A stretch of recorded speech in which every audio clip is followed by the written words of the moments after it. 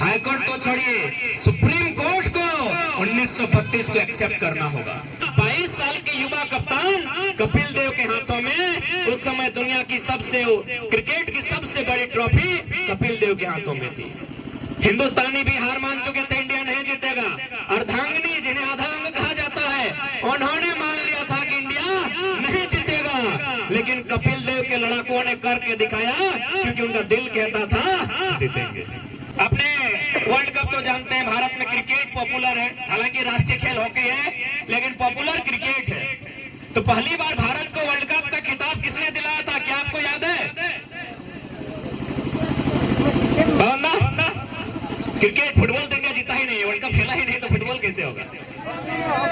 कपिल देव। भारत को पहला world cup का खिताब कपिल देव ने दिलाया था। 26 जून लॉर्ड्स का मैदान 1983।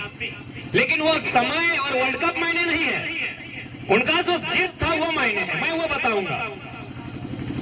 इंडिया की टीम ने पहले बैटिंग करते हुए मात्र 183 रन बनाए थे। 183 रन, आप तो समझ में आ रहा है, आज के डेट में रोहित शर्मा कह रहे 264 बना देते हैं, यानी 183 रन। अभी कितना, 50 ओवर के खेल में नहीं, उस समय 60 ओवर का होता था, यानी 60 बॉल एक्स्ट्रा, यानी 360 बॉल में इंडिया ने बनाया मात्र 183 आधा, यानी आराम से खेल के इंडिया हार सकता था। अगर अगला टीम अच्छा से खेलता, एक बॉल के बाद 1 रन बनाता, तो 1 ओवर में 3 रन बनाना था, आराम से इंडिया हार जाता। और जैसा कि मेरे गांव के लोग कहते हैं, उस समय टेलीविजन नहीं था, उस समय लोग ट्रांजिस्टर अथवा रेडियो में सुनते थे। तो जब भारत की टीम मात्र 183 रनों पे ऑल आउट हो गई, तो सभी ने ट्रांजिस्टर को बंद कर दिया, रेडियो को बंद कर दिया, क्योंकि किसी को यकीन नहीं था कि यहाँ से इंडिया जीत सकता। 183 रन। अभी सामना किससे? वेस्ट इंडीज, जो क्रिकेट में कद कभी ऑस्ट्रेलिया का था, 70 और 80 के दशक में वेस्ट इंडीज का था। वेस्ट इंडीज से खेलना यानी हार जाना।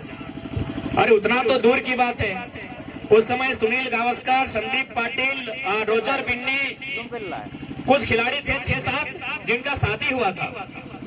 इंग्लैंड की जो गवर्नमेंट है, उन्होंने उनको हौसला अफजाई के लिए फ्री में टिकट दिया था कि आप लोग आइए, पहली बार इंडिया की टीम वर्ल्ड कप का फाइनल खेल रही है, अभी वेस्ट इंडीज से, तो आके थोड़ा सपोर्ट कीजिए, क्योंकि अर्धांगिनी को आधा अंग कहा जाता है। यदि आप लोग आके सपोर्ट कीजिएगा तो इंडिया का मनोबल थोड़ा ऊंचा रहेगा।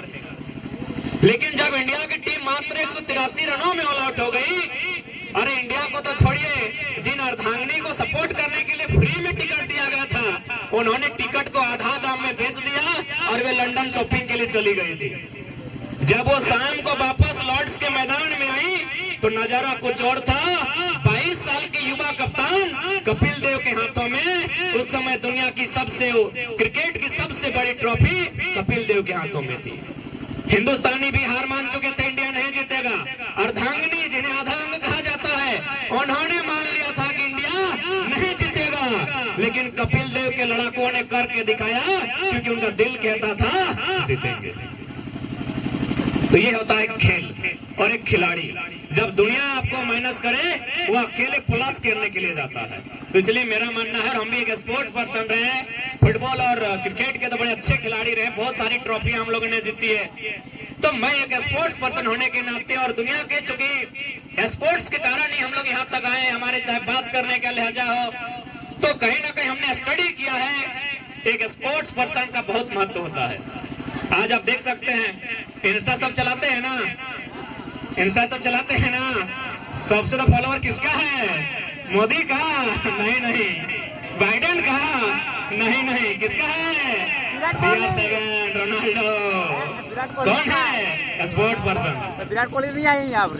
तो इसलिए एक स्पोर्ट पर्सन अपने आप में एक यूनिक पर्सन होता है। आप किसी न किसी स्पोर्ट्स का हिस्सा जरूर बनिए। ठीक है, अब थोड़ा सा बात करते हैं, आज जो विषय वस्तु झारखंड में चल रहा है, जो चीजें घट रही है, उन पर थोड़ा चर्चा करना। कि जो लोग आपको भरमाने का काम करेंगे कि 1932 तो अंग्रेजों के टाइम का खतियान है और उसे अनुसूची 9 में शामिल होने की बात कही जा रही है, क्या ये सही अर्थों में संवैधानिक हो सकता है?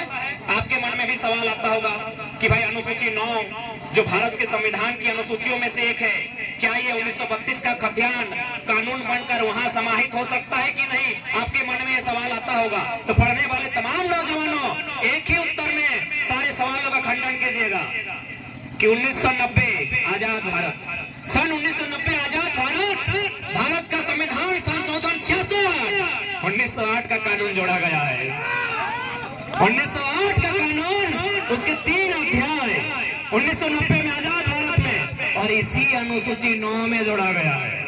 कहाँ है? खोलिए गूगल, 209 में, कानून नंबर 209, अनुसूची 9, कानून नंबर, सीरियल नंबर 209 में भारतीय संविधान अनुसूची 9 में सीएनटी कानून के 3 अध्याय शामिल है। तो जब 1990 में शामिल हो सकता है तो 2023 में क्या दिक्कत है?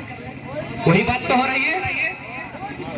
अब बहुत सारे लोग ये तर्क देंगे हाईकोर्ट ने खारिज किया है, तो हाईकोर्ट चेक कीजिए कहाँ के लोग हैं, हाईकोर्ट में चेक कीजिए कहाँ के लोग हैं। आप बोलेंगे नीति नियम, जाके देखिए सचिवालय में कहाँ के लोग हैं। माननीय कैलाश साहब बोलते थे ना, इसीलिए बोलते थे क्योंकि सचिवालय में 80% बाहर के लोग हैं, हाईकोर्ट में 90%, हमको लगभग 95% जो अपर लेवल पर है गैर झारखंडी है, इसीलिए वो दे रहे हैं तर्क। हाईकोर्ट ने खारिज किया है। अरे हाईकोर्ट तो छोड़िए, जिस दिन झारखंड की जनता जाग जाएगी और एक बहुत बड़ी आबादी सड़कों पर होगी, हाईकोर्ट को छोड़िए, सुप्रीम कोर्ट को 1932 को एक्सेप्ट करना होगा। अरे हम नहीं कह रहे हैं, जलीकट्टू का उदाहरण आप पढ़िए। जलीकट्टू में तमिलनाडु में एक प्रथा है, जानवरों के लेकर कुछ एक कंपटीशन होता है, पशु को लेकर, बुल फाइट्स टाइप का।